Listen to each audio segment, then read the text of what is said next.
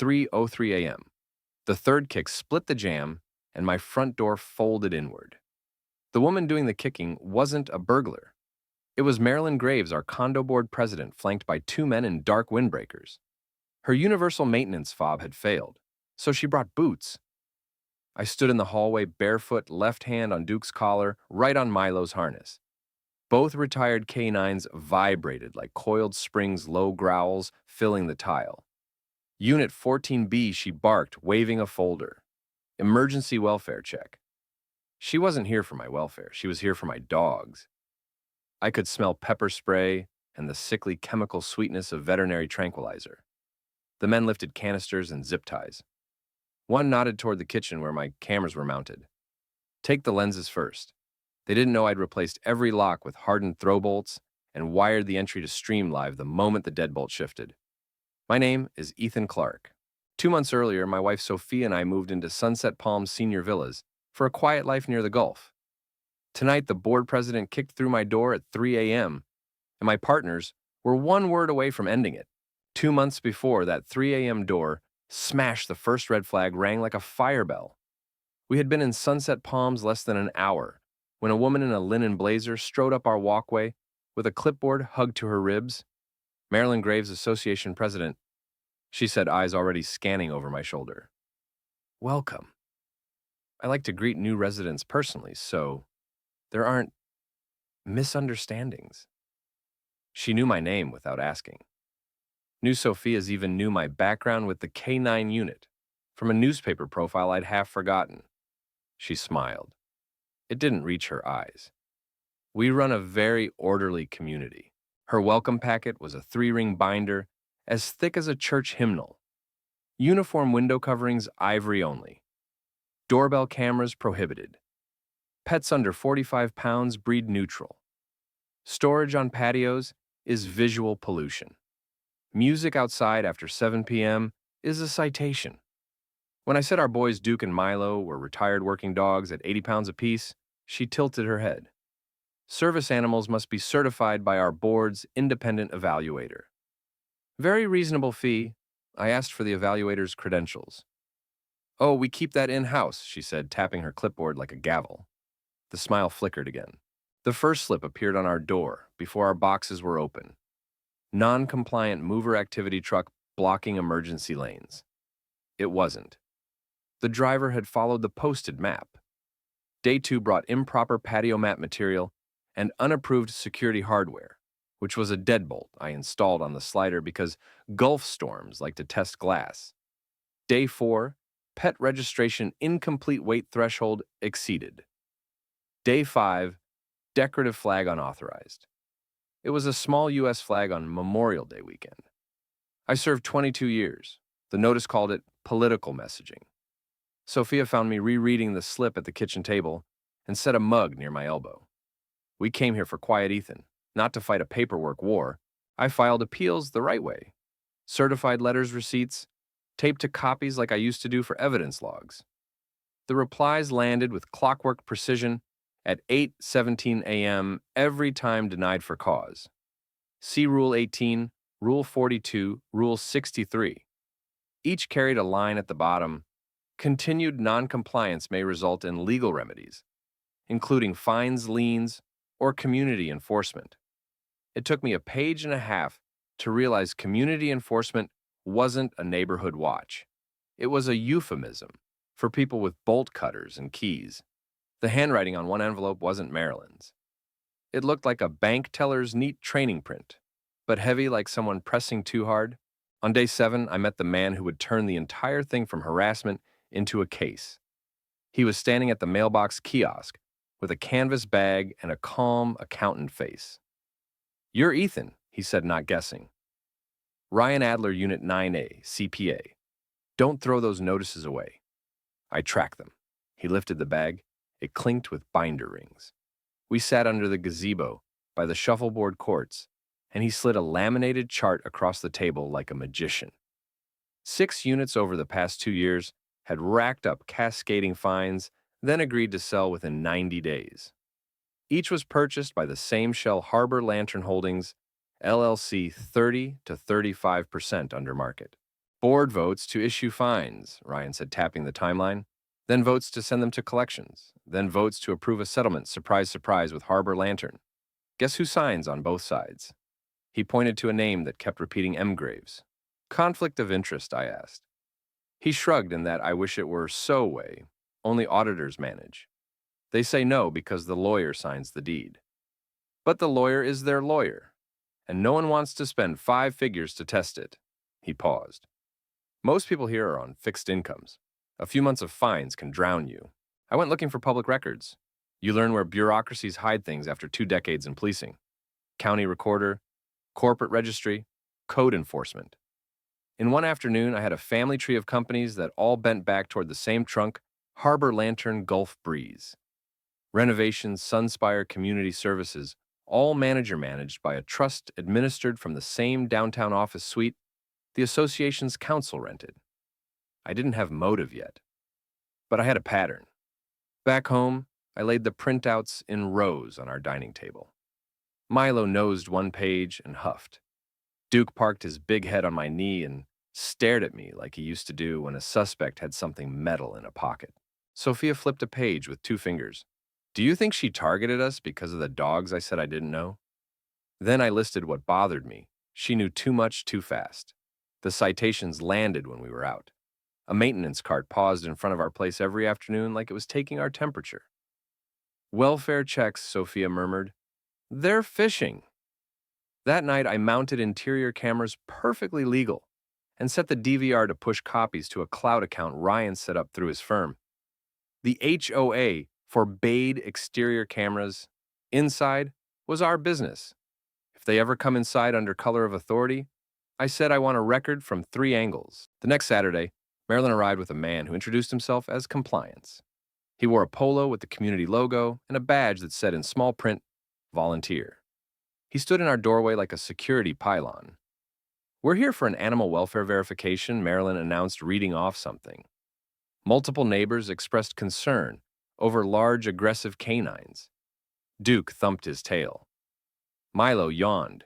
You may view them from here, I said, keeping the jam between us. She tried to step past me. I set my palm out, gentle but firm. You need either our consent or a judge's order. She tilted her chin up. Emergency exception. I pointed at my camera. Say that again for the recording.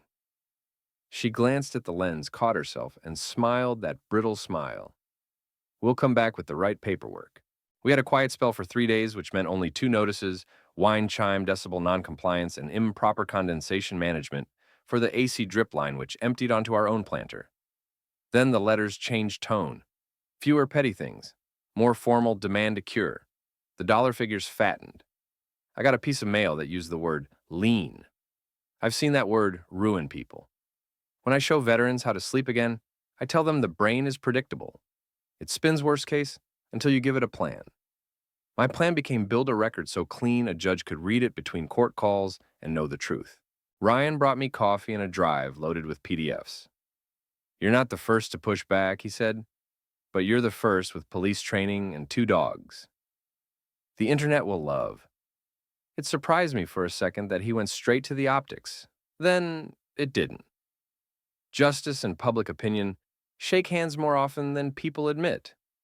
He showed me screenshots of next-door posts where Marilyn and fake accounts that smelled like her nudged a story about large, unstable dogs scaring walkers. The timestamps lined up with our appeal letters, almost to the hour. She's warming the crowd for something bigger, Ryan said. Crisis manufacture, then solution. I called the non-emergency police line and asked for a supervisor. I explained I expected a welfare check used as a wedge to push through our door. He listened, didn't minimize, and told me the truth.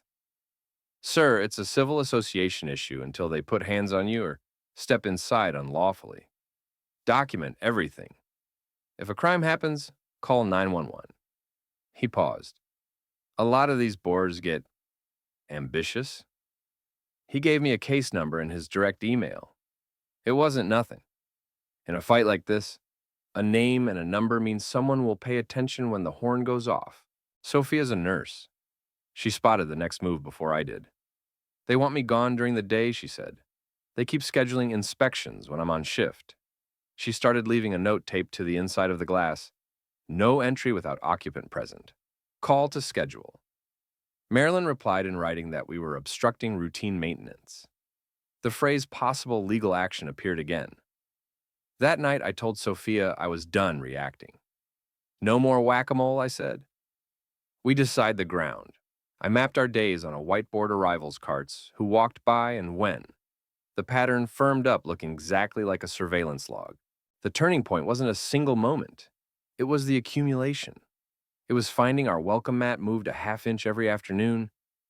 It was a whiff of something chemical near the side gate one evening and Duke refusing to cross the threshold until I swept the stones. It was a friendly neighbor we'd never met who knocked to tell us she'd heard stories about German shepherds. It was the finance charges that sprouted from $50 to $350 like they were hooked to a pump. When you've hunted men who think they're smarter than the rules, you know this smell entitlement varnished as policy. I taped Marilyn's smiling president's letter to the fridge and wrote across it in marker not random. I went to the next board meeting.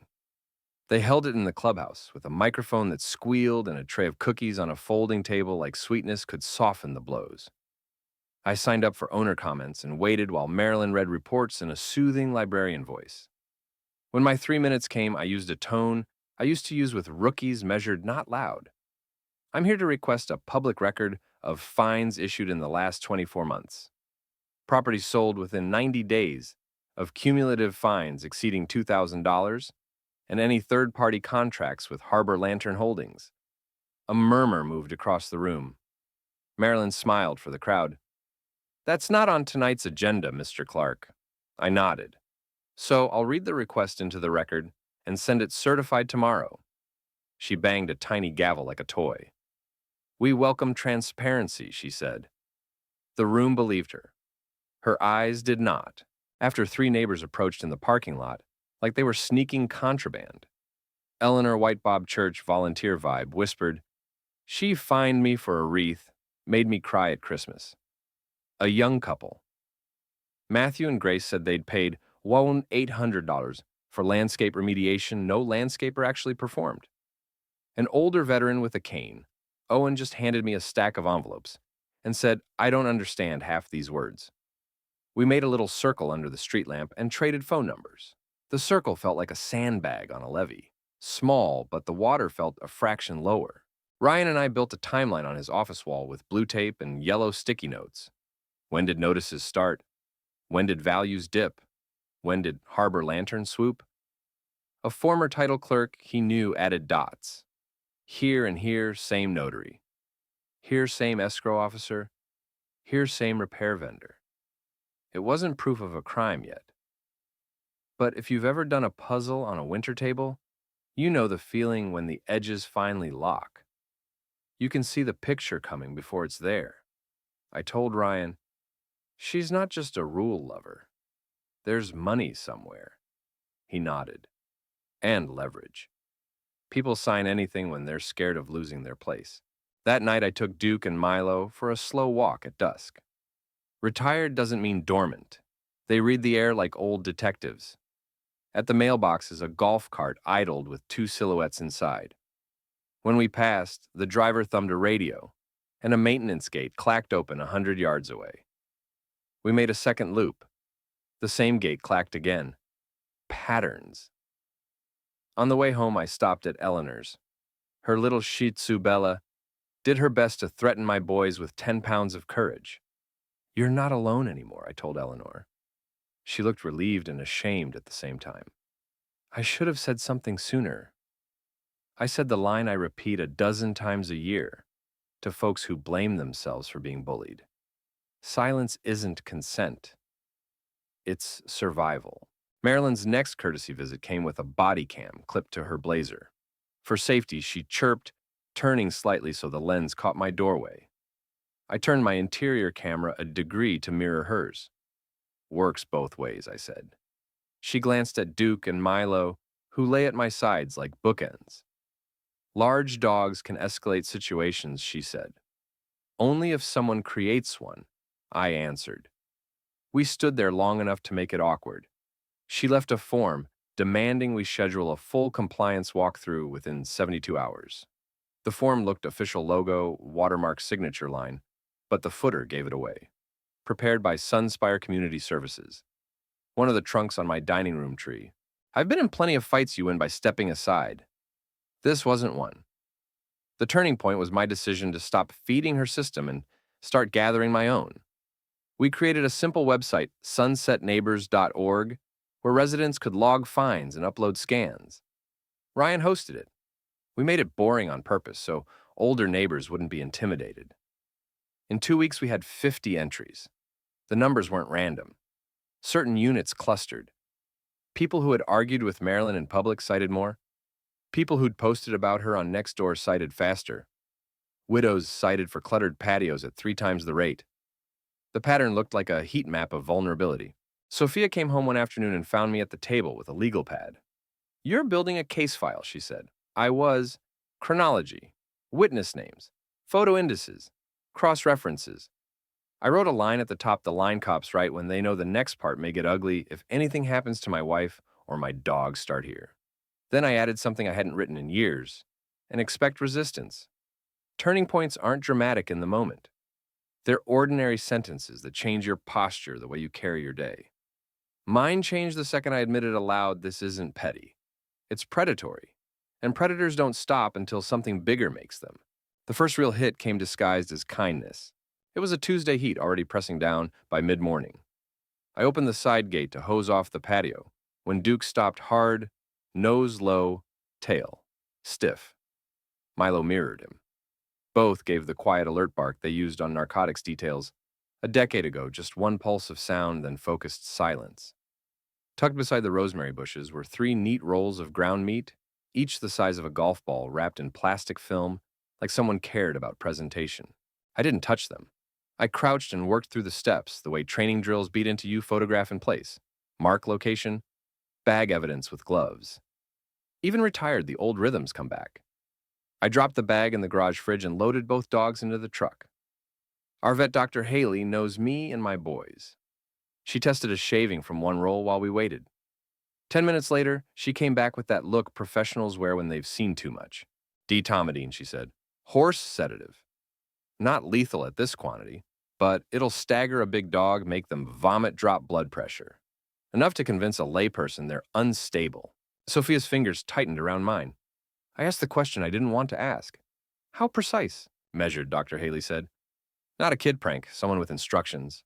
Back home, I printed the lab note, uploaded it to the cloud, and called the non-emergency line with the case number the supervisor had given me. Attempted animal poisoning, I said voice flat. Evidence secured. The patrol officer who responded took it seriously. Photographed, logged, bagged my samples. He also told the truth. Unless your cameras caught a hand placing it, you've got circumstantial plus motive. It helps, but it's not handcuffs yet. Sophia stepped onto the lanai and looked at the rosemary bed like it had grown fangs. They were inches from where I sit with coffee, she whispered. The fear that showed up in her voice was new. Fear for Duke and Milo always landed harder with me than fear for myself.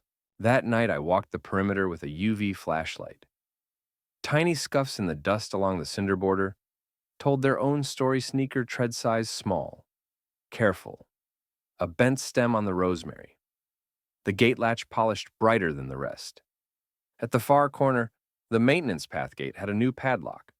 Same brand as the HOA uses, but the serial sticker was fresh. I took a photo and texted Ryan new lock.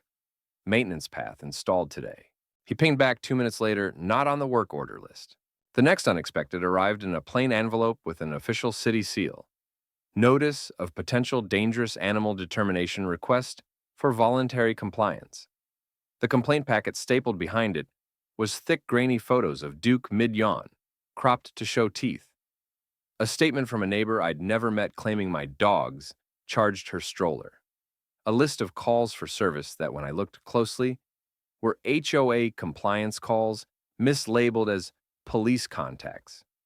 Someone had built a paper animal out of lies and hoped the city would mistake it for a living threat. I called the number on the notice. The woman who answered was overworked and honest. We schedule a hearing. We asked for behavior assessment, she said. If you don't show, the decision goes against you. If you do, we weigh the evidence. I asked how many of these started with HOA complaints. More than you'd think, she sighed. Some are valid. Some feel weaponized. Weaponized. The word fit like a key. I drove to the city records office. While I waited, I searched my own memory like a card catalog. Where had I heard the last name Graves outside Sunset Palms? It wasn't the board letters. It was older, metallic tasting. The clerk slid a file through the window public documents attached to the complaint. Buried in the pages was a single sheet from the community partner who'd assisted with neighborhood safety concerns. The signatory line read, Sunspire Community Services Director, C.D. Mercer.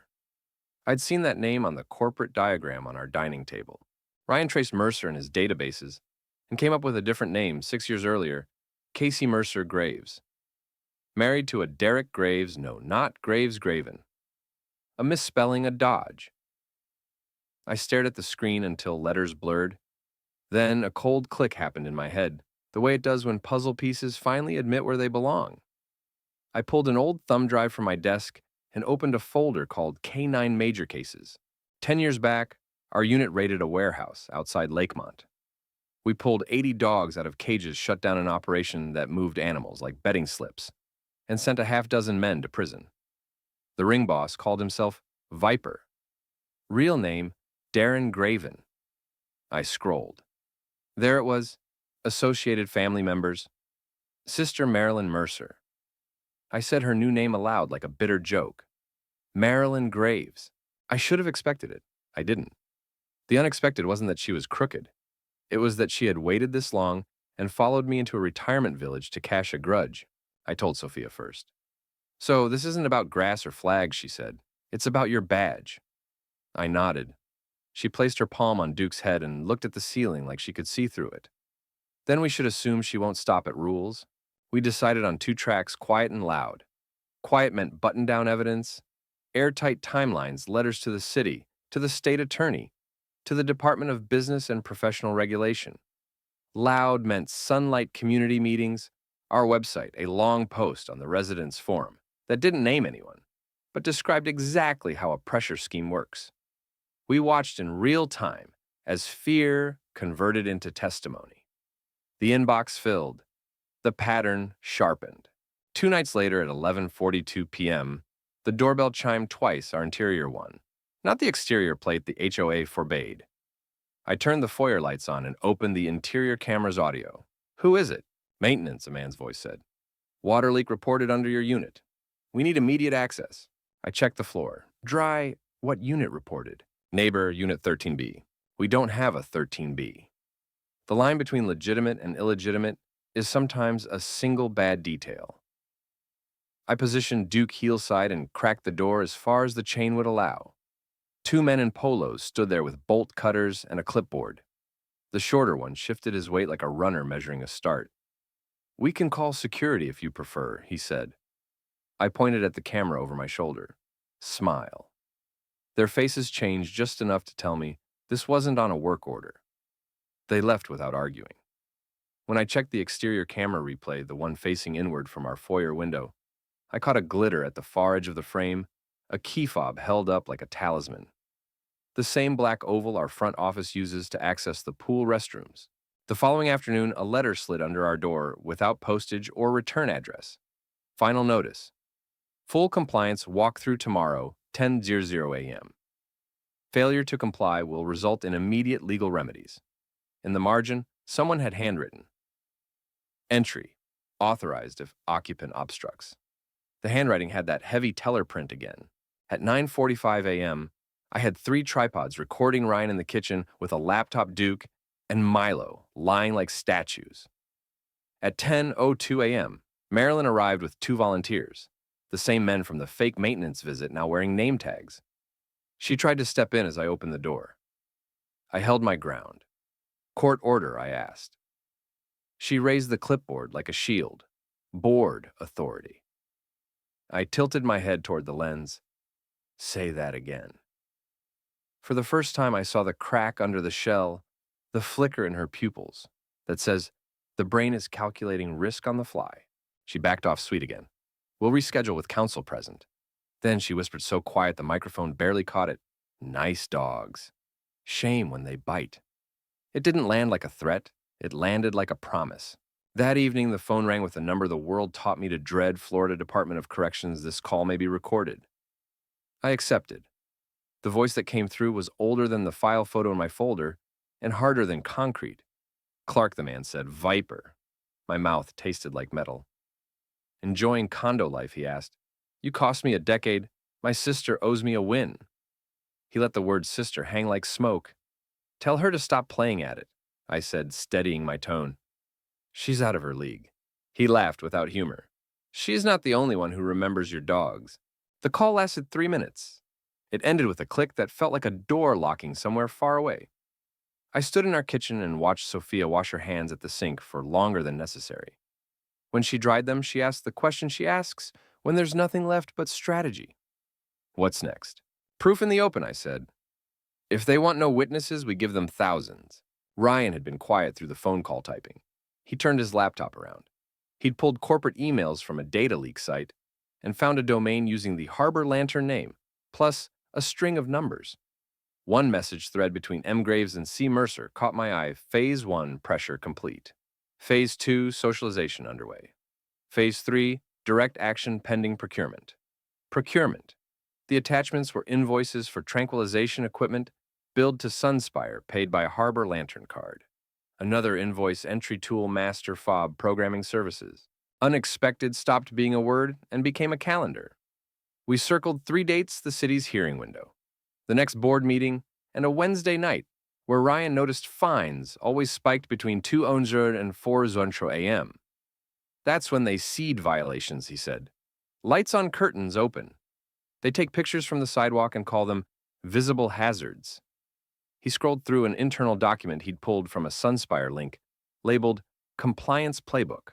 Step 7 read, if target resists, escalate to health and safety. Animals. Senior falls. Emergency entry. I lay awake that night with Duke's breath steady at my feet and Milo's heavier exhale beside the bed. At 1:13 a.m., a shape paused at our back gate and rattled it once. The motion light swept on. The shape didn't run. It just stood there long enough to make a point, then walked away. The next morning, Eleanor knocked with a tin of cookies and a story she told in a whisper.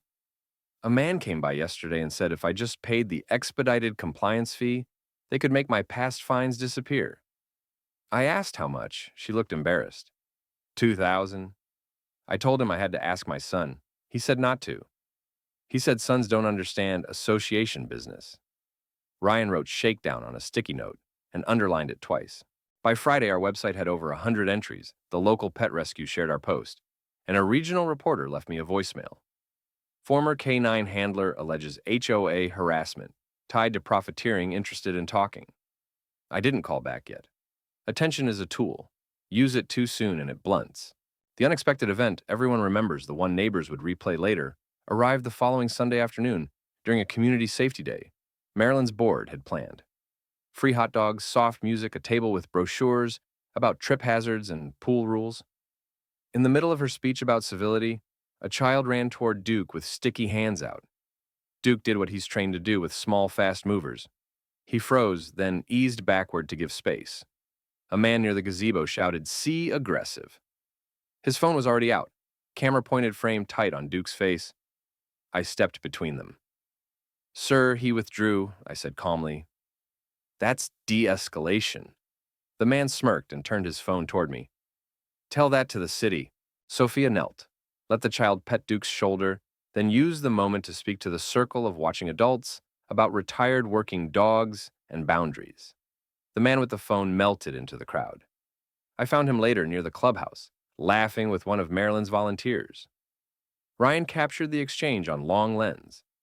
The next morning, a supplemental report landed at the city dog, displayed teeth in proximity to child multiple witnesses. Our video showed the opposite. That night, I wrote a sentence at the top of a fresh page, "They're moving to phase 3. Then I added a second sentence that changed everything. We will too. The morning after the Community Safety Day stun, I stopped thinking like a homeowner and started thinking like a case officer. Up to then, I'd been swatting flies. Now I wanted the hive.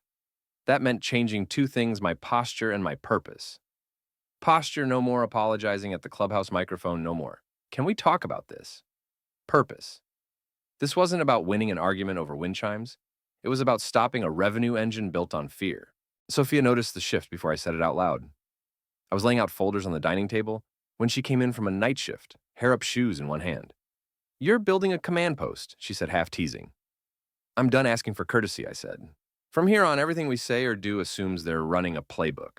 So we build a better one." The first move in that playbook was transparency by default. I printed 2 signs and taped them on the inside of our glass. No entry without warrant or signed consent. Interior cameras in use. Audio recording in progress.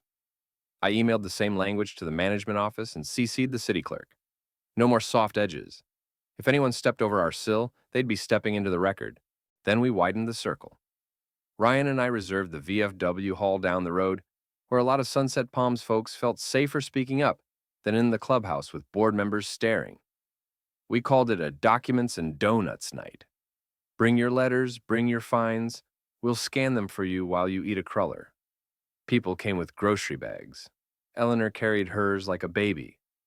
We set up 3 scanners, 2 volunteers, and 1 simple form, date notice number, what they told you, what you paid.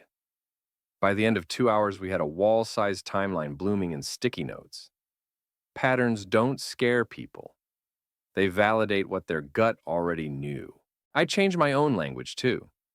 I stopped saying, "Maryland is unfair," which sounds like a gripe, and started saying, "This appears to be a coordinated process to create distress and extract property." That sounds like what it is. Words matter. Predators hide behind euphemism. We took their euphemisms away. Next, the ethics. I had to be ruthless about one thing: we would not fabricate, embellish, or bait. We would not put anyone in danger, including the people trying to harm us. I wrote rules of engagement on a sheet I taped by the front door. 1, we do not touch anyone. 2, we do not step off our threshold unless invited by law enforcement. 3, we announce clearly that recording is in progress and that entry requires a warrant. 4, dogs act only on command and only to neutralize a direct present threat. 5, 911 first, Livestream second, in that order. Livestream second. Sophia read the rules, pointed at 4, and said, "Say it again for me." I did, twice. She kissed Duke on the muzzle and said, "You're a gentleman until we say otherwise." He wagged exactly once, like he got the memo. I went to the city clerk with a written public records request and asked for it to be stamped and scanned while I watched.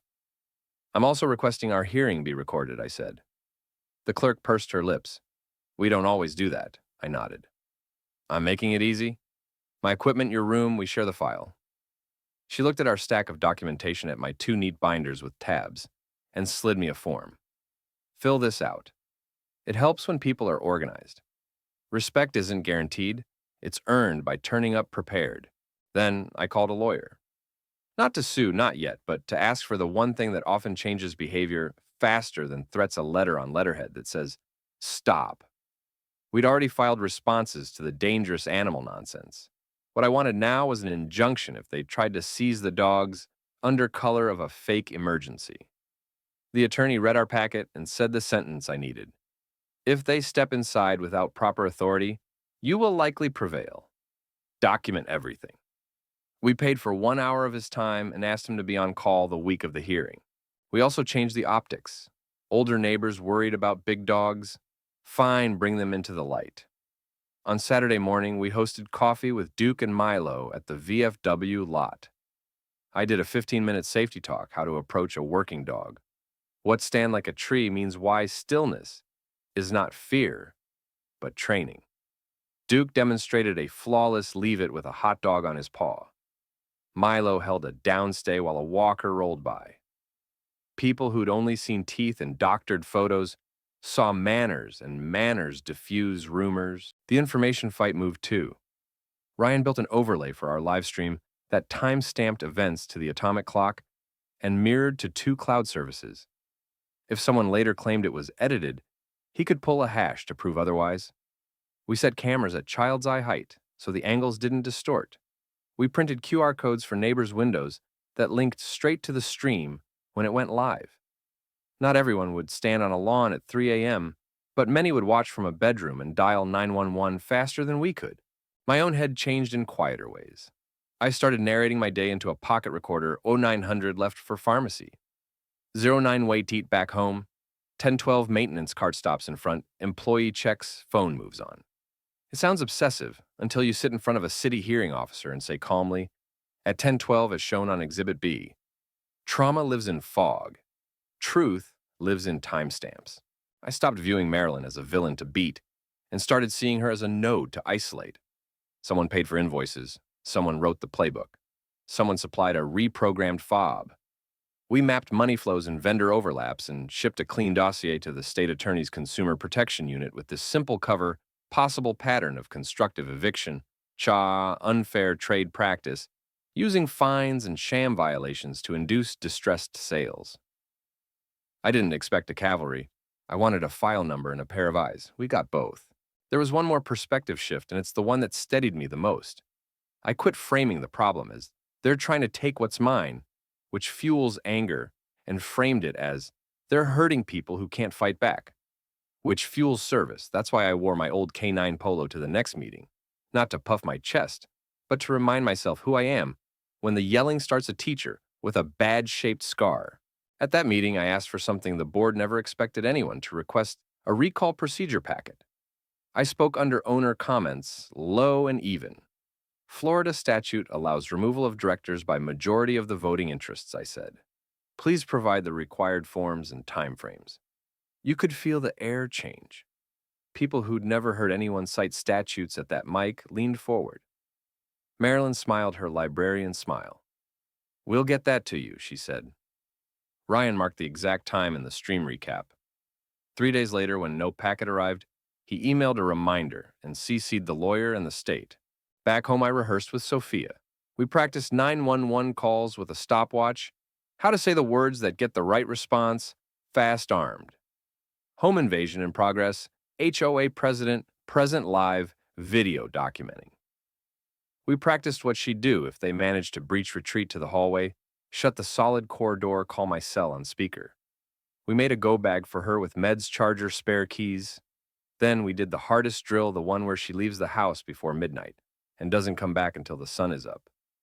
It feels like losing, she said, keys in hand. It's winning, I told her. You're not a prop in their theater. I called the reporter back finally. I said I would not go on camera, but I would give context on background and share documents. If something happens, I won't ask you to hold it, I said.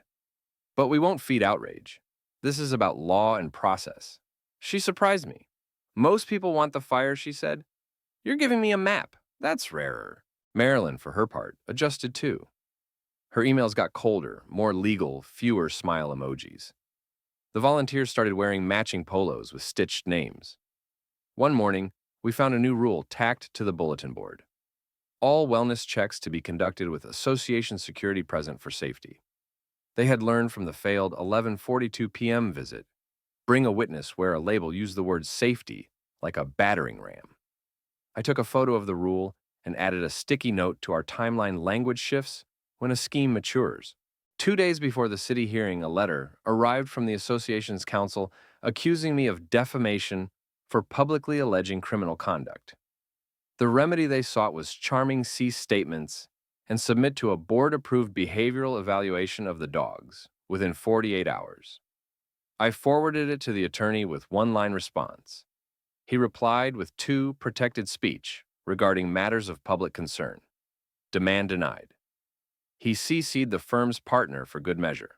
The night before the hearing, we held a small rehearsal at the VFW. 10 neighbors sat in metal chairs while I walked through what would happen if a welfare check turned into a forced entry. Where to stand, what to say, when to dial. You're not vigilantes, I told them. You're witnesses. Witnesses change outcomes. And then one last change, I forgave myself for being angry. Anger kept me awake, but service let me sleep. So I gave the anger a job. I funneled it into lists and diagrams and phone trees, and that overlay clock that would nail lies to the minute. This wasn't about humiliating anyone online. It was about making it impossible to lie later. On the morning of the hearing, the city officer looked over. Our binders watched our 10-minute compilation, the meat by the rosemary, the fake maintenance visit, the teeth photo paired with our full-frame shot of a yawn. She asked 3 sharp questions and concluded with a sentence that told me the perspective inside City Hall had changed too. "I'm denying the dangerous animal designation at this time," she said. "However, if anyone tampers with your property again, call us first. We'll treat it as a criminal matter." Afterward in the parking lot, Marilyn walked past us with her lawyer eyes straight ahead, jaw clenched. She didn't look at me. She looked at Duke. Not with fear calculating again tallying costs. I watched the math happen behind her eyes and knew what was coming. When polite manipulation fails, abusers escalate. They always do. That's when I told Ryan the thing I hadn't said out loud yet. "We're going live next time they try a check." He didn't blink. "I've already built the page," he said. "Timer, redundancy, viewer, mod tools. We can spin one stream to neighbors only and a second to the wider world if they cross the line." Sophia slid her hand into mine. "Are we ready?" she asked. I looked at our boys lying on the cool tile ears turned toward us, waiting for whatever came next. "We're not hiding," I said. "We're documenting. And we're not doing it to be famous. We're doing it so the next widow who gets a cluttered patio ticket knows she can say no." Perspective changed, plan set neighbors, prepped clocks, synchronized. The only thing left was the part that never gets easier, no matter how many times you've done it, waiting for the knock. Opportunity didn't show up with a ribbon. It arrived as a note scrawled on a sticky label stuck to a manila envelope left under our doormat. "You didn't get this from me." Inside were photocopies. Purchase orders from Sunspire for lateral entry tools, quiet actuation bolt cutters, and 3 vials of D-Tomidin equine use. The initials at the bottom weren't Marilyn's. They were CDM KCD Mercer. Ryan held the pages with tweezers like they were live wires. "This is procurement with timestamps," he said. "And look, shipped to storage locker on Palm Industrial Court, not the HOA office." I called the consumer protection investigator who'd given us a file number. I kept it calm. "We have documents indicating equipment purchases inconsistent with normal association business." She asked me to scan and upload, then said something I wasn't expecting. "We'll quietly request the locker lease. Don't engage the site yourself." It wasn't a raid promise, but it was attention the kind that shows up later in affidavits. The next opening came from the oddest place, the front desk. A woman I'd only nodded at for weeks caught Sophia in the lobby, looked both ways, and said, "My name's Hazel. I don't like what's happening." She slipped Sophia a folded memo board directive: quiet hours, inspections. In tiny print at the bottom, security coordinate to minimize cameras. Power cycling permitted. Scheduled time 03/0003/30 Wednesday. I stared at the page and felt that cold, steadying focus take over. "They just put their hand on the calendar," I said. "We used it." Ryan drew a diagram of our unit on graph paper. Then a second diagram, angles from neighbors' windows, a third for streetlights, and a fourth map for the router closet in the clubhouse. "If they do a power cycle at 3 a.m., your modem dies," he said. "We need redundant paths." He brought over a small Pelican case with 2 cellular hotspots, a UPS battery the size of a car battery, and a switch already labeled. When the lights blink, this keeps your interior network up for 6 hours. We also mounted a tiny LTE camera in a potted plant with its own battery, stupid simple, pointed at the foyer. Sophia handled human logistics with the efficiency nurses cultivate. She built a phone tree on a yellow pad Eleanor watches from her bedroom, with a view of our porch light. Matthew and Grace cover the western approach. Owen sits on his stoop with 911 ready, because his eyes catch motion like radar. 3 others agree to stay awake with coffee and set their phones to vibrate. "You're witnesses, not heroes," she told them. "Lights on, cameras out, call first, film second." We needed the city to be awake too. I emailed the hearing officer who had denied the dangerous animal nonsense and attached the quiet hours inspections memo. I didn't editorialize.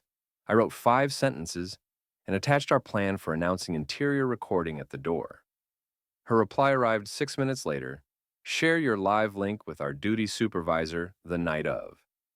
If an entry attempt is made without lawful basis, call 911 and email this address." Will alert patrol. Clarity is oxygen. Then came media. The reporter I'd briefed on background Victoria Lane from Channel 8 called and said her station would watch our feed, no trucks on the street, no lights, no on-camera stand-ups. If something happens, we'll roll a package after law enforcement is on scene, she said. We won't get in the way. That was the kind of attention we could accept, witness not circus. Hazel's memo bought us 42 hours. We used everyone. Ryan and I rehearsed the stream twice. He'd built an overlay clock, synced to NIST, and a split screen that could show our foyer camera, plus an exterior view from Eleanor's window with her permission. He added lower thirds with plain language association personnel must have warrant consent to enter. He put the 911 call audio patch on a separate channel so viewers would hear me say the words in real time. He also assigned 2 moderators from his firm, Zoe and Jason, to kill doxing or threats in the chat. The point was, documentation, not a mob. The opportunity in a fight like this is never just the big night. It's the chance to reframe the whole story. We used Tuesday afternoon for that. At the VFW, we held a Know Your Rights hour, no shouting, no slurs. Just Florida statute, printed large on foam boards. I watched neighbors' shoulders lower as they realized their fear had been built on bluffs. When people know what a warrant looks like, board authority loses its spell. At 5 p.m., a different kind of opening an email from the association's attorney, rescheduling our full compliance walkthrough to Wednesday 0300 due to security staffing availability. They had written their own confession. I forwarded it to the city, our lawyer, and quietly to Victoria Lane. 10 minutes later, my phone buzzed with a single line from Victoria copy, locked and time-stamped. Sophia wanted out of the house before midnight. I wanted her out by 9. We compromised on 10. She took an overnight bag to a co-worker's apartment, kissed Duke and Milo on their heads, kissed me on the cheek, harder than usual, and said the words we use when there's love and risk in the same sentence be boring. Come back to me, I promised. Duke watched her leave with that soldier's sadness. Old working dogs carry like a second collar. At 11 p.m., Ryan went live, but only to a private pool. 10 neighbors, our lawyer, the city duty inbox, and 1 monitor address that bounced to Channel 8. He ran audio tests, clock tests, UPS tests. In the chat, Eleanor posted a heart emoji and, "We're with you," which hit me harder than I expected. It's funny what steadies your hands at midnight, not bravado, but a widow in slippers telling you she's awake. An hour later, opportunity tilted our way again.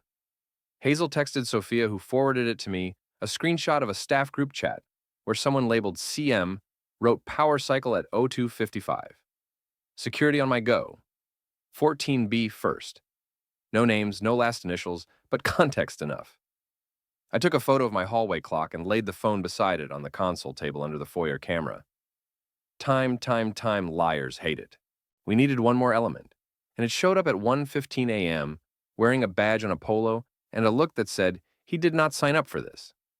The overnight patrol Sergeant Patel parked down the block and walked up slow. He knocked and I opened the door to the chain. "Mr. Clark," he said, "we saw the memo you sent. We're not here to stir it up. But if they show and try something, call. We'll be close." He handed me a card with his cell scribbled on it. Not a promise, a presence, it was enough. At 2:30 a.m., Ryan pushed the public stream live. No fanfare. Title Sunset Palms, Residents Live Witness Feed. Viewers 5, then 23, then 130. Comments were slow and kind. Watching from Tampa, praying for your pups. My dad's at Sunset, thank you. The overlay clock ticked. Duke and Milo lay in their places, heads up, ears, turned toward the door. In that radar dish geometry only shepherds pull off. I breathed like I do before a stack hits a door. Slow and slow out, no extra talking. At 2:54:50, the porchlight hiccuped and came back. The UPS hummed. In the view from Eleanor's window, the sidewalk turned a shade darker as the streetlights blinked. Inside our frame, the overlay clock never flinched. 2:55:04 router closet power cycled. 2:55:12. Our LTE potted plant camera held perfect. Ryan typed one word into the mod chat, up. At 2:57, footsteps. Not heavy boots, rubber-soled, careful. A shadow cut the frosted glass. Then another. Then a whisper tinny through the door. Key first. A small black oval appeared, waved near the lock like a wand. Nothing. The whisper sharpened. Again. The oval kissed the plate 3 times, each kiss a shrug. The chat scrolled faster. Ryan pinned a reminder block, recording in progress. Entry requires warrant consent. He'd set it to pop every 60 seconds. At 2:58:40, a woman's voice I could identify in a hurricane. Open this door, Mr. Clark. Board authority. My microphone caught my reply as calmly as if I were ordering pancakes. No warrant, no consent. You are being recorded. I stepped into the frame, Duke on my left, Milo on my right, both in a down with leashes looped through my fingers. The camera angle at 5 feet flattened my 6'2" frame enough to feel less like a challenge and more like a witness. That was on purpose. At 2:59:10, someone tapped a metal tool against the latchlight, exploratory like a burglar testing a wind chime. A second voicemail said, "We can pry it." Marilyn spoke again, closer now, the sugar burned off her tone. 30 seconds, she told her men. Then we fix the problem. Duke gave one quiet breath that rattled the air. This is where opportunity broke wide, the neighborhood woke. In Eleanor's window feed, porch after porch blinked alive.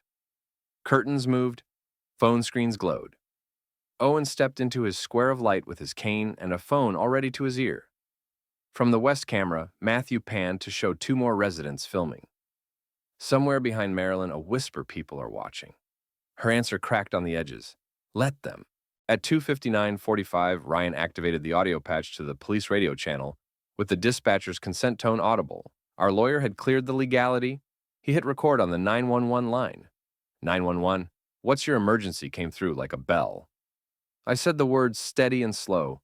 Attempted unlawful entry in progress by association personnel at Sunset Palms Unit 14B. Recording live. Multiple witnesses. Dogs under control. The dispatcher answered units en route and asked for descriptions. I gave clothing, tools, head count. I didn't say names. I didn't need to. 3:02, the pry bar hit the jam. Then another change, unexpected but welcome. Hazel's face pale and the porch light slid into view behind Marilyn. She spoke too low for the door mic, but Eleanor's open window caught it. They're streaming. The city and the news are on it. Marilyn didn't turn, her shoulders set like concrete. Do it, she told the man with the bar. Opportunity isn't luck. It's preparation meeting someone else's arrogance. I raised my voice enough to cut cleanly through the door. Any forced entry will be treated as a crime. Sergeant Patel has been notified. This is your final warning. The chat exploded. Hold the line. We see you. Stay safe. Ryan set the overlay to full screen for 3 seconds so the timestamp filled the frame, then cut back to the door just as the metal squealed against wood. And then brakes, headlights, a wash of blue. Not sirens. Patel kept them dark. The silhouettes on my porch froze. A new voice, steady and professional, came from the sidewalk. Association or not, nobody goes inside without a warrant. Step away from the door. Marilyn turned finally. Officer, this is a safety inspection. He cut her off the way a man does when he has a duty, a body cam and a timestamp on his side. Step away. The pry bar lowered. The oval fob hovered once more like a superstition, then disappeared into a pocket. Feet shuffled. The shadow that had promised violence became 3 people trying to look like they were out for a very late walk. Ethan Patel called. You good? I answered loud enough to travel. We're good. My hands didn't shake until then. They left in a slow cluster, and our camera followed them down the path until the sidewalk curve took them out of frame. Ryan held the shot for 5 seconds more, then eased in. The lower third stream will remain live for debrief. Witnesses, stay on your porches. We didn't celebrate. We documented. Patel took statements from Eleanor, from Owen, from Matthew and Grace. He took a copy of the Quiet Hours inspections memo, photographed the fresh pry marks, and requested our raw feed. He didn't ask for the chat. He didn't need another 1,000 voices. He wrote a report number on a card and gave one to every neighbor who had filmed. At 3:28 a.m., I walked Duke and Milo out to the porch and let them sit beside me in the light. Not for drama, for truth. 2 old working dogs, steady in the aftermath, as ordinary and brave as they've always been. By sunrise, the video had done what we built it to do, make lying expensive. The board sent a mass email at 6:11 a.m., calling the night a misunderstanding. Within an hour, 3 residents replied, all with clips. At 9:03, Channel 8 aired Victoria's package, Condo Board Attempts. Late-night inspection police intervene. The comments on our stream were mostly calm shock, shot through with relief. The only word that made me smile was from Eleanor at 7:02 a.m. Breakfast at my place. Heroes eat. The new opportunity wasn't fame. It was momentum with facts underneath. We had a duty sergeant on record, a city hearing officer on alert, a journalist who kept her word, a whistleblower, with a conscious neighbors finding their voices, and a timestamp that survived a power cycle. Predators thrive in the dark. Tuesday night, we turned on the porch light and left it on. The board would escalate, abusers do when they're cornered. But they couldn't pretend anymore. And when they decided to swing instead of step back, the whole state would be watching. The morning after the near 3 a.m. breach, I realized the fight had already changed us. Not our address, not our door, us. We ate cinnamon toast at Eleanor's tiny table, while she told the story for the 5th time how her hands shook dialing 911 and steadied the instant she heard the dispatcher breathe. I didn't think I could help anybody, she said, cheeks pink, with pride and surprise. That's the first way we grew people who had apologized for existing, started using their voices on purpose. Back home, I wrote a mission statement on a yellow pad and taped it to the fridge. We build safety with light law and neighbors. No ambushes, no mobs, no lies. It sounds corny to some ears. To mine, it was a guardrail. Anger is jet fuel. It can lift or incinerate. I needed it to lift. Sophia changed too. 2 weeks earlier, she'd wanted to keep her head down.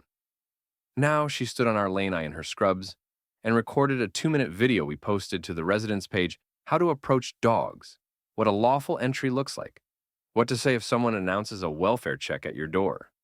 She spoke in nurse voice, calm, precise kind, and older neighbors watched the clip like medicine instructions.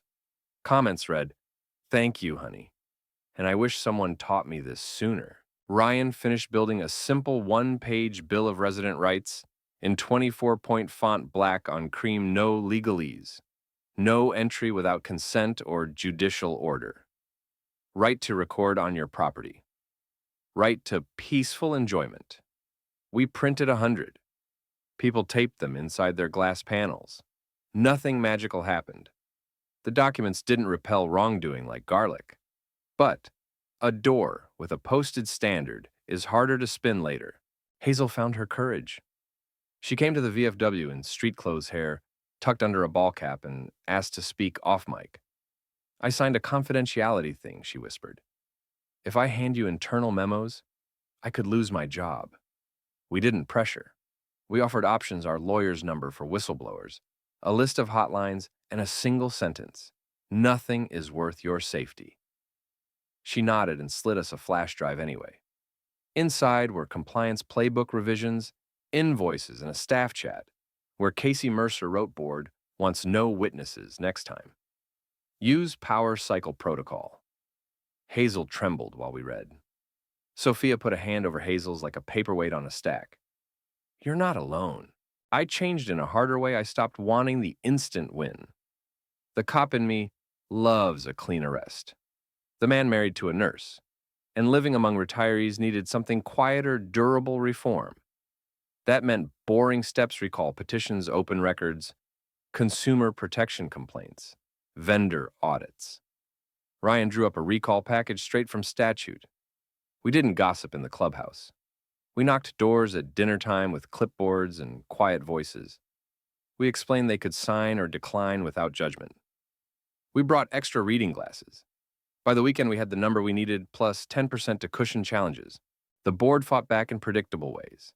Maryland sent a letter claiming improper circulation, tried to invalidate signatures for petty mistakes, middle initial missing name, printed not cursive. Our answer wasn't a rant. It was a spreadsheet and a sworn statement from each signer. When she called an emergency meeting to change rules, midstream neighbors showed up with copies of statute and the city's hearing officer's memo. People who had once whispered in parking lots read law into microphones with voices that barely shook. Sergeant Patel called with a small update that meant the World Consumer Protection had filed administrative requests for Sunspire purchases and the Palm Industrial Court storage unit. That's not my side of the house, he said, but I hear they're looking. He didn't promise outcomes. He promised attention. Sometimes that's the hinge history swings on. Darren Graven, the man who used to call himself Viper, phoned once more from prison. With that same gravel disinterest, abusers confuse for power. My sister's patient, he said. She'll take what matters to you. I told him the only sentence that keeps me between the rails. You don't get to define what matters. We do. He wanted me afraid. I was careful. There's a difference. We set a rhythm. Tuesday's documents and donuts scanning. Thursday's porch chats where we answered questions and taught people how to film horizontal steady narrate the date. Saturday's coffee with Duke and Milo in the VFW lot. The boys adapted like pros. I added age-friendly drills, walkers rolling past oxygen tanks, wheeling by kids with popsicles. Duke learned to touch a palm and back away so older hands could feel fur without being crowded. Milo did a downstay while chaos circled. A Vietnam vet cried into Milo's neck and said, "First time I've felt safe on this street in months." Hazel's risk grew, and so did her spine. She texted Sophia at odd hours with screenshots of work order for master fob reprogram, billed to Sunspire Security a memo that read, "If subject resists, narrative is safety." One thread chilled me. If dogs removed property acquisition within 6 months, coordinate with Harbor Lantern. The grift engine was written plain. Predation dressed as property management. The same trick I'd seen with slumlords and code sweeps now wearing golf shirts. We adjusted our plan with those memos in mind. Redundancy on redundancy. 2 LTE paths, 2 UPS batteries, 2 people assigned to call 911 if we went quiet. We added a live mirroring of the stream to a lawyer's server outside the county. We pre-positioned flash drives with copies of the previous stream and the quiet hours inspections memo at 3 neighbors' homes. If someone cut our power and smashed our router closet, truth would still run. Sophia's growth had one more chapter I didn't expect. She asked to be the on-camera voice if I needed both hands for the dogs. I speak calmer. She said, "Not bragging?" She was right. We rehearsed till the phrases were muscle memory. This is a private residence. Entry requires a warrant or consent. Dogs are under control. Officers en route. Interior video and audio recording in progress. We practiced standing where the foyer mic could catch her without putting her body at the door. When she got the flow right, she grinned like a kid nailing a piano piece. I was never a public person, she said. Turns out I don't have to be loud to be clear. Ryan's growth looked like leadership. He stopped calling himself just a CPA and started introducing himself to reporters as the data guy. He built a dashboard that tracked every fine by date and amount and layered it over sales to Harbor Lantern. It was damning in a way no speech could be. When Channel 8 asked for an on-record graphic, he insisted they blur unit numbers and focus on pattern, not gossip. We're not out to ruin anyone's Tuesday, he said. We're out to stop abuse. We held one more community session before the recall vote. Not a pep rally. A class. Topic, what manipulators do when cornered. I wrote 5 bullet points on a whiteboard. Escalate. Pretend confusion. Attack witnesses. Invent new rules. Cry victim. People nodded as if recognizing an old neighbor in a new hat. At the end, Eleanor raised her hand. What do we do if they get mean? I pointed at the board and then at the clock on the wall. We stay boring. We document. We call. We breathe. The recall notice went out. The board scheduled the vote for a Sunday afternoon with confusing proxy forms, and a location change announced the morning of. It didn't work. A line wrapped the clubhouse. Veterans with canes, widows in church shoes, young couples with strollers, all moved through a process Ryan and Hazel had posted in plain English with pictures. When the count came in, the room went quiet like churches do when a choir stops. A clear majority voted to remove Marilyn and 2 directors. They refused. Improper process, the lawyer said into a microphone. The room didn't riot. It did something scarier to schemers. It stayed. People sat down on folding chairs and waited phones up eyes calm time, keeping them honest. After an hour of stonewalling, the lawyer tried to adjourn. An older man with a Purple Heart cap said, "We own this room." He wasn't yelling. He was stating a deed fact. Marilyn left by the side door. It looked like retreat. It felt like regathering. Late that night after the vote, Hazel left one more envelope under our mat.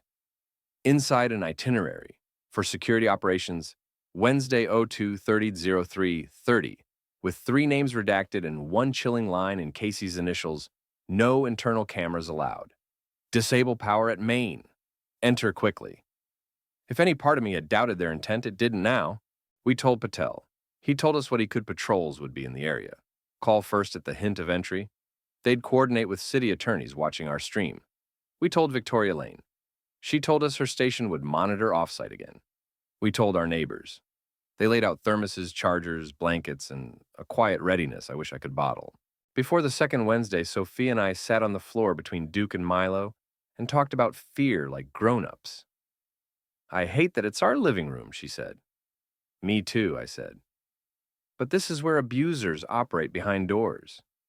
We're making the room a courtroom," she smiled. "You and your metaphors," I shrugged. "I need them. They keep my hands open." At 11:00 p.m., she left for her safe place again. She didn't cry this time. She squeezed my hand and whispered the same 2 words, "Be boring. I promised again." I watched her taillights roll away and settle into the posture. Training gave me loose shoulders, quiet, breath-wide eyes. Duke leaned into my shin like a sandbag. Milo laid his head on my foot as if to say, "We know the drill." At 2:55 a.m., the lights hiccuped. Our UPS purred. The overlay clock held steady. The plant camera threw a sharp little picture of our threshold like a courtroom exhibit. In Eleanor's window feed, 3 figures assembled at our stoop, 2 men with tool bags and a woman with a folder. The black oval fob kissed the plate and got the same nothing as last time. The pry bar scraped. I stepped into the frame with the boys in a perfect down leashes looped. "No warrant, no consent," I said, "even not loud." "You are being recorded. Open this door," Marilyn said, voice flat and foreign. Now the neighborhood librarian replaced by something colder. "There's a welfare concern." The man to her left lifted a device. I didn't like long barrel white stock. Not a firearm, a tranquilizer rifle. The second man's bag gaped. Inside, I saw zip ties and a roll of duct tape. My heart changed tempo, not faster, just deeper. "Drop the equipment," I said. "Police are on the way." 30 seconds, she told them, "Not me. We've waited long enough." I looked down at Duke and Milo. Their ears were forward, their eyes bright, their bodies somehow both relaxed and ready. They were not angry. They were working. "Hold," I whispered. Then Marilyn did what pride makes people do when the easy tricks fail. She set her folder aside, stepped back, and drove the heel of her boot into my door, right at the lock. Once, twice. The jam split. I inhaled and brought my lips to Duke's ear so the mic would catch what came next, and the whole world would hear it for exactly what it was: a lawful, necessary order to protect a home. "Protect," I whispered. "It's the word Duke, and Milo know means stop the harm, not start a war." The door splintered another inch, and as the jam gave 2 things happened at once, the tranquilizer rifle lifted and my boys rose as one silent, decisive, trained. Duke hit the barrel first, not the man. He clamped the stock, twisted, and pinned the muzzle to the floor with his shoulder, all drive, no frenzy. Milo slid past like a shadow and locked on the second man's forearm. Jacket sleeve, not skin, turning his wrist just enough that the zip ties scattered and the bag thumped harmlessly. My hands stayed on the leashes. Tension just right, voice steady. "Hold. Hold." The foyer camera caught everything at a clean angle. 2 senior shepherds doing exactly what they were bred, trained, and trusted to do: neutralize, then wait. Marilyn stepped across the threshold and froze. The lens saw what I saw, not shock calculation. "Call them off," she said, voice thin. "Call them off, or I'll—" She didn't finish. A blue wash flooded the frosted glass. Police Sergeant Patel called from the walk body. Cam squared, stance low. Everyone hands visible. Nobody moves. The man with the rifle tried to yank free. Duke shifted weight and the muzzle carved a crescent in the rug. Hold, I said again, correcting him a hair with the leash. Milo adjusted his bite lower to sleeve cuff pressure, uniform eyes on me, not the man. Professional, controlled, beautiful. Dogs under command, I announced for the record. 2 intruders restrained. 3rd at the threshold. Marilyn's chin tipped up like defiance could bend statute. This was a welfare check, she said, tinny and hard. Board authority. Patel stepped into view. Ma'am, step back outside, he said. You, sir, release the device. Slowly. You hands where I can see them. He looked past them to me. Mr. Clark. Recording, I said. Interior and exterior. He nodded once, and in that nod lived a whole working language. Got it. Stay steady. We're here. The men dropped their tools with the clatter of failure. I gave the cue. Back. Duke released, backed 3 steps, sat, back. Milo mirrored him, a perfect bookend. I clipped their leads to the foyer anchor I'd drilled into the baseboard for exactly this possibility and stepped forward, palms open. Patel's officers moved in clean and quiet hands, practiced voices even. Zip ties rode back into the bag they'd left on my tile, but this time they had a badge's hand around them. Am I being detained? Marilyn asked, trying on legalese like a borrowed suit. You're being investigated, Patel answered, voice neutral. Step outside.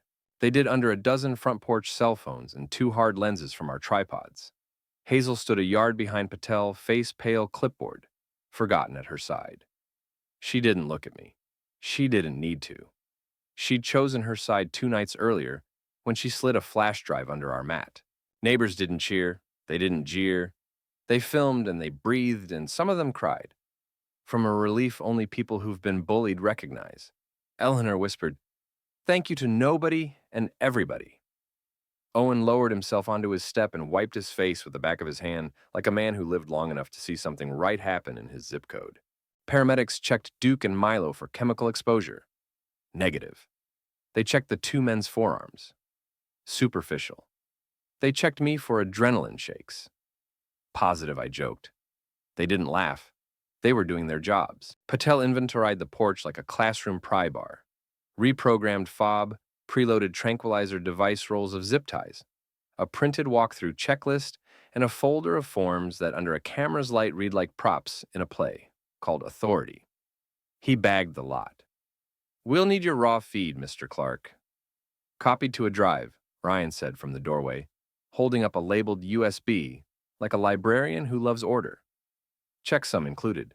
By sunrise, the city attorney's office had called our lawyer. By lunchtime, a judge had signed a temporary injunction.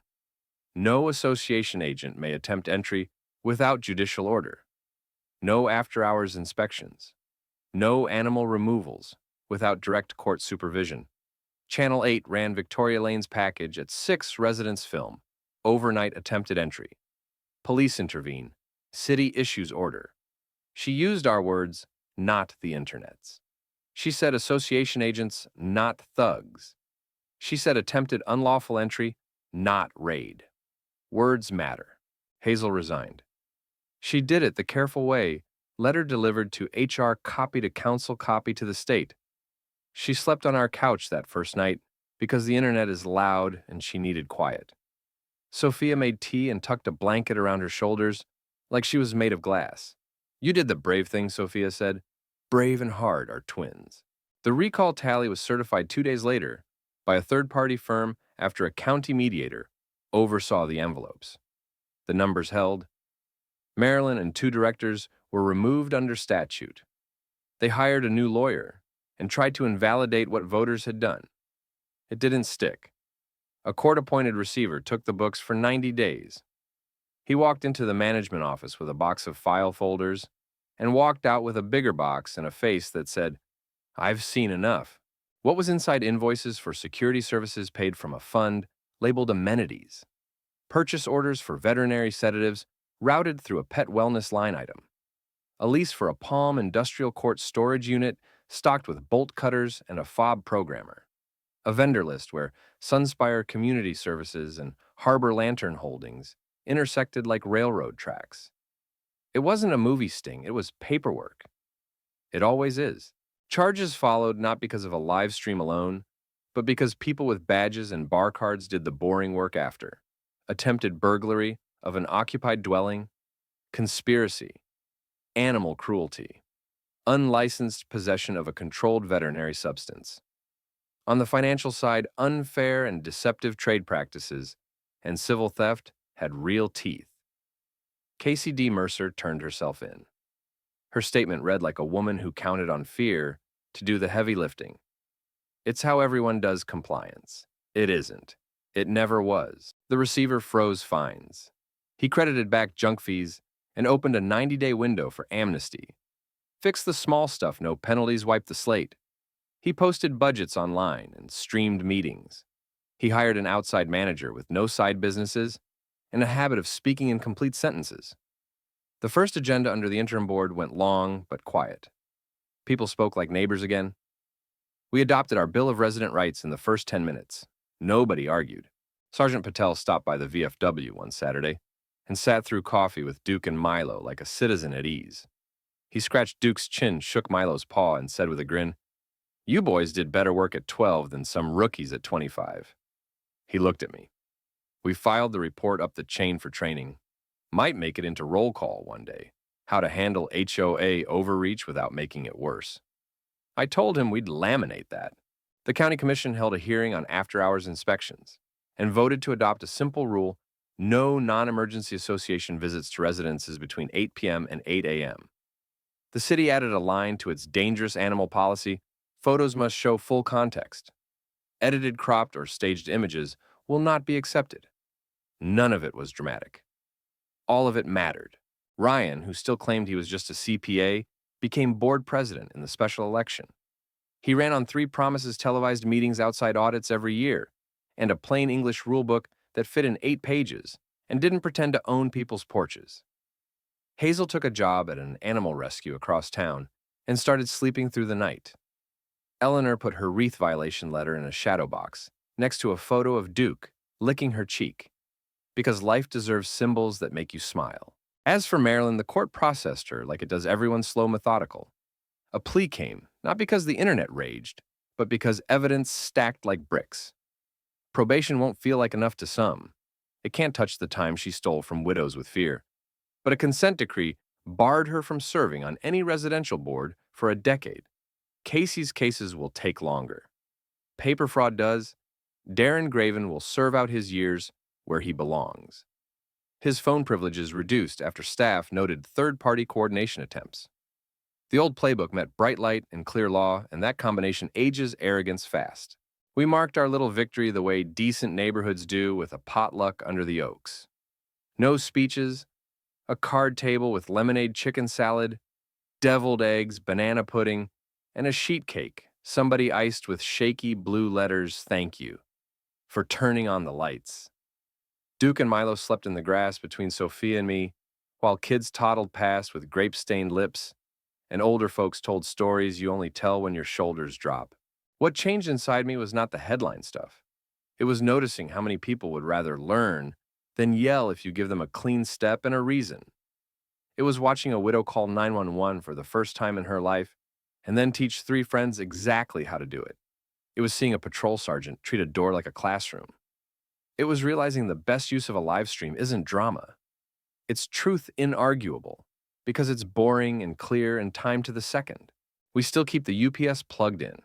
We still run cameras interior only. We still tape the words "no entry without consent" or "court order" to our glass, because paper at eye level helps memory in the dark. But life returned to its rightful scale. Sophia gardens without thinking about lenses. I walk Duke and Milo at sunset and mostly talk about the weather.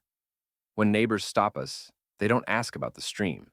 They ask about training classes, about how to steady a dog when grandkids visit, about what leave it can teach a person with a temper. People write me from other towns now. Not "come be our hero," but "what did you put on your signs, and how did you set up your UPS, and where do you post the rules?" We answer with templates and checklists, not war stories. We call the packet Porchlight Basics, and it fits in 12 pages without shouting. In the bottom margin of every page, we printed the most important sentence we learned: witnesses change outcomes. On quiet nights, I sit on the step with Duke and Milo, snoring on either side, and think about all the ways this could have gone wrong and didn't because ordinary people chose boring courage at the right time. Not rage, not counter harassment, just light law neighbors in that order. Marilyn once said, "Let them see." She meant it like a threat. Turns out that's the whole point. Let them see. Let them see how rules are supposed to work and how bullies retreat when a door becomes a classroom. Let them see a nurse speak law as gently as medicine, a CPA become a civic teacher, a widow become a witness, a sergeant enforce without swagger, and two old working dogs lie down as soon as the danger leaves, because that's professionalism too. We didn't become famous. We became a community. And that's the kind of ending that keeps you sleeping through the night. Power hates daylight. That was the clearest lesson. Predators don't always break laws outright. They manufacture confusion, then harvest silence. We beat that pattern with three simple pillars: light law neighbors. Light made lying, expensive cameras, timestamps, and calm narration turned our doorway into a courtroom. Law gave us a spine statute's due process and the sentence: no warrant, no consent, repeated without heat. Neighbors gave us muscle, ordinary people choosing to witness instead of whisper. I also learned the difference between rage and resolve. Rage wants a scene. Resolve wants a record. One burns out, the other builds outcomes. Our dogs taught the final piece: professionalism. Duke and Milo didn't attack a person. They neutralized tools and waited for command. That is how courage behaves: decisive, limited, accountable. We were not heroes. We were boring on purpose, and boring saved us. If you remember nothing else, remember this: abuse of authority shrinks when citizens create consequences for dishonesty. The consequence doesn't have to be a lawsuit or a viral clip. Often, it's a stamped letter, a clean timeline, a neighbor who stays on the porch with a phone. Darkness is loud. Accountability is steady. Choose steady, repeat, and bullies run out of room. Print 3 things and tape them inside your glass. 1. No entry without consent or court order. 2. Interior video and audio recording in progress. 3. The non-emergency police number. Build a boring evidence kit, a spiral notebook. Pens, envelopes, painter's tape, and a USB thumb drive. Log dates, times, names, and exact quotes. Set 2 interior cameras at chest height aimed at the door. Add a small battery backup and a cellular hotspot, so a power cycle can't silence you. Create a 5-contact phone tree. 1 neighbor to watch, 1 to call 911, to mirror your video. 2 backups. Prepare 1 page of key phrases and keep it by the door. This is a private residence. Entry requires a warrant or my consent. I do not consent. Host a 1-hour documents and donuts night. Scan fines for neighbors. Finally, practice narration aloud. Clarity under pressure is a learned skill. If this story helped you breathe easier, share it with a neighbor. Subscribe for more real-world tactics and comment. Porchlight. I'll pin the printable checklist and gear links in the top comment.